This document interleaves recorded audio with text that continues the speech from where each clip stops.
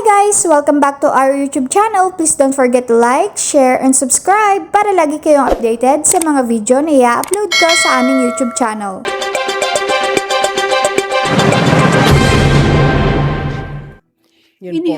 Inihayag ng United Nations ang 2021 to 2030 bilang Decade of Healthy Aging.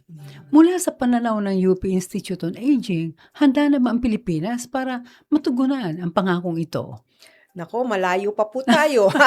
Although nag-uumpisa na po, salamat din talaga sa mga serbisyo na binibigay ng ating mga professional na kahit na wala pa naman tayong malaking mga benepisyo na nakukuha kunyari sa pag-alaga ng matanda sa bahay, kunwari po home care.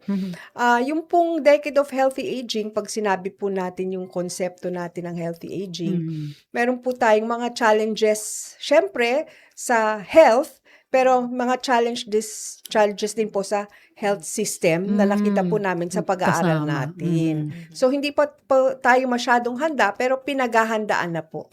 Lalong-lalo na magkakaroon na po ng polisiya ang DOH tungkol sa health and wellness.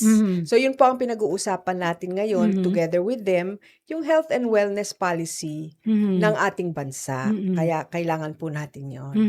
Ano naman masasabi mo, Professor Angeli, tungkol sa yan, sa preparedness?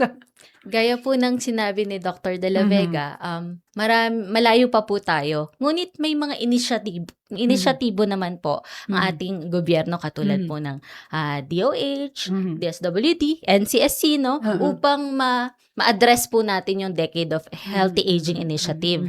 Kasama na po dito kasi yung 4 na action areas.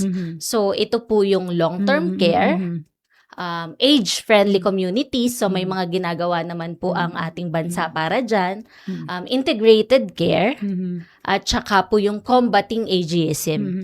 So, meron naman pong mga steps po para ma-achieve po natin yung Decade of Healthy Aging. Si Professor Angeli, hindi pa senior, pero naglilingkod na sa ating mga senior citizens.